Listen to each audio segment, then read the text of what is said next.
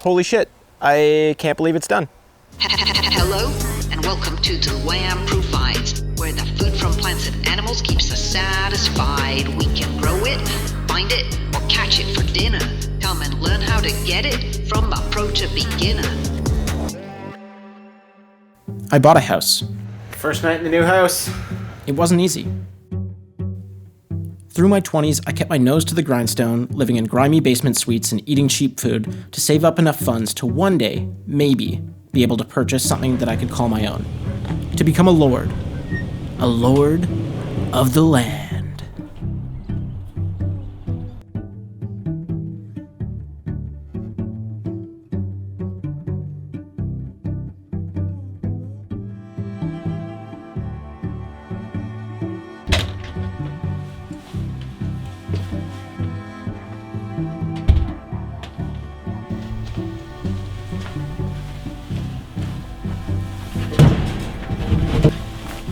My first act as lord, you ask? Well, the royal garden, of course. I'm not sure why I've referred to it as royal, considering it's mostly going to be composed of old wood pallets and scrap wood found on the side of the road.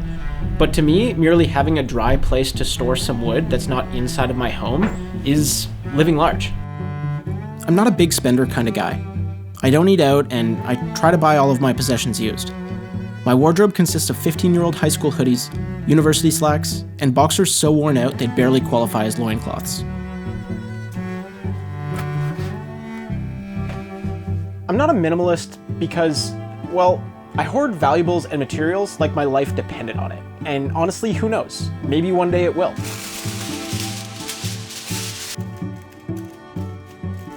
I'm pragmatic. The garden is going to be function over fashion. I still want the space to look decent, but the most important thing is that it's productive. I'm going to challenge myself by making things I've never made, using primarily reclaimed materials and DIY solutions. It's bound to be flawed, but I'm stoked to learn a bunch of new skills and share that journey by self-filming it all.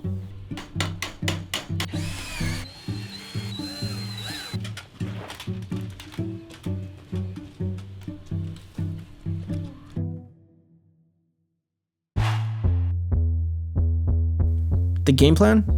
Well, the game plan is to take 8,000 square feet of residential property and turn it into my own personal grocery store, stocked full of potatoes, beets, onions, garlic, and all the berries I could ever want. If you ask me, no good conversion project is complete without a little before and after photo. In fitness transformations, they always seem to take the before photo of the subject like in really awful lighting and with as terrible as posture as they can possibly have. I don't know what the equivalent of that is for a backyard. Honestly, it's probably taking a photo in January when the sunlight and temperatures are low, but the precipitation is high. Just like me when I'm not running, my backyard is fully pudged up and ready for the before photo. Initially, I was planning on doing a no-dig style of gardening in order to not disrupt the soil structure and all the organisms living up top there, but I quickly found out that the previous owner of this property did not care about their soil structure, so it's not there.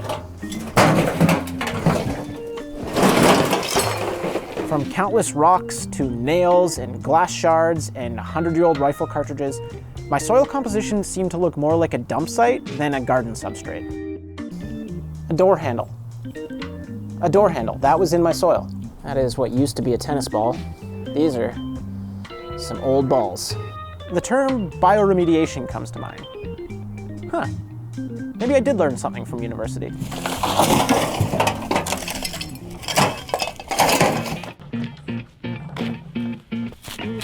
I started out by removing the top layer of grass just to see what was underneath. Rocks. Lots of them. I spent a few dozen evenings and weekends removing all the unwanted rocks and roots just to kind of get a good starting point for my soil. Yeah, it was tedious. Eventually I realized how inefficient I was being, and I decided to build myself a rudimentary sieve using reclaimed wood and some chicken wire.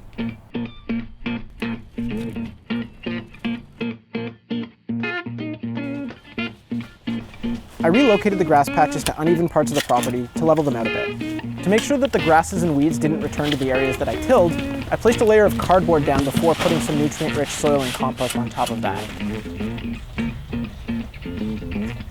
The previous owner of the house made this little composting area, which, quite frankly, has seen better days. It does have some usable compost in it, not enough for what I'm hoping to accomplish, but enough for my pots and planters. The compost for the beds was sourced from a local, family-run garden supply shop in town. I had no idea how much I needed, so I just asked for a truck full. I've never felt more country in my life.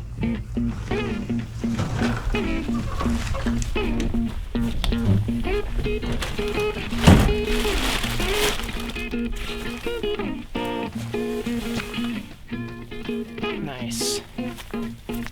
Having lived in the city basically my entire adult life, I've had very few opportunities to get my hands dirty. To exert myself physically in order to get food. This activity binds all civilizations throughout time and space together. Only recently has the developed world, for the most part, managed to avoid the labor of food provision. But in doing so, we've also lost out on something that feels like it constitutes the human experience.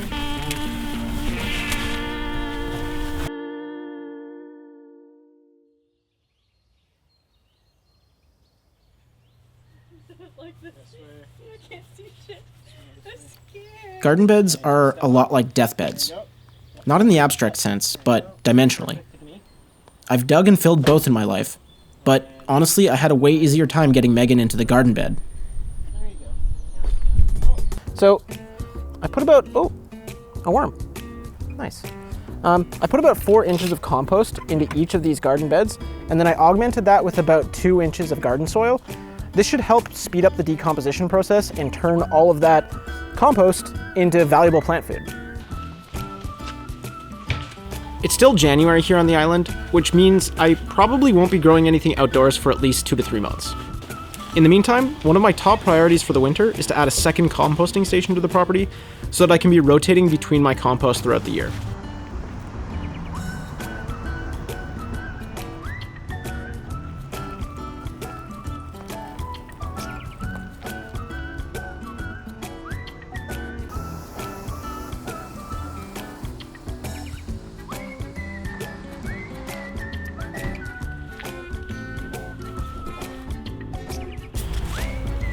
Well, seeing as I'm now housebroke, I think I'm going to try to source as many materials for this garden as I can for free.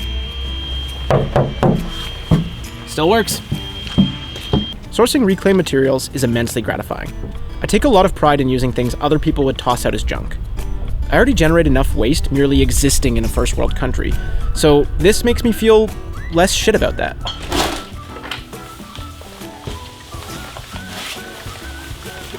I'm not a carpenter or a handyman. My dad never taught me how to change my oil or how to hang a level painting.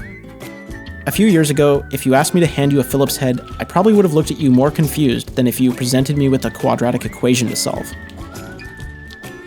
Even now, on this backyard conversion project, I've messed up on more things than I can count. Split boards, disfigured nails, shoddy measurements, and janky angles. Where's this going? What? Where's this going? Front yard, right? Roasted.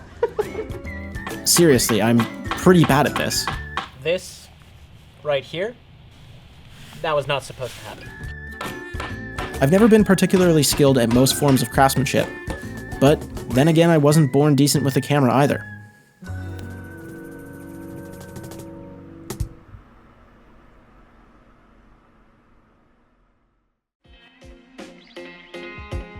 I like to view video production as more of a craft than an art. That's because art requires qualification, whereas math and science require quantification. When I'm scripting and storyboarding in pre-production, that's artistic. I'm carefully thinking about how my product will be perceived by the viewer, how they will judge its quality both aesthetically and conceptually. Production, on the other hand, is all about measurement. When I'm capturing an image, I'm asking myself, where are the sources of light in my scene coming from? How powerful are those sources, and how do I expose for them correctly? What distance is my subject from the lens, and what aperture do I need to get them in focus? All of these variables can be solved through planning and measurement, just like building things. Most of what I've already built has been based on intuition, and sometimes my intuition is shit. So going forward, I plan to follow the blueprints left by better craftsmen before me. Maybe then, I have a chance at making something functional. Join me for part 2 of this conversion project video, when I put my shoddy handiwork to the test and see if this whole self-reliance thing is something I'm actually cut out for. In the meantime, thanks for watching, and we'll catch you in the next one.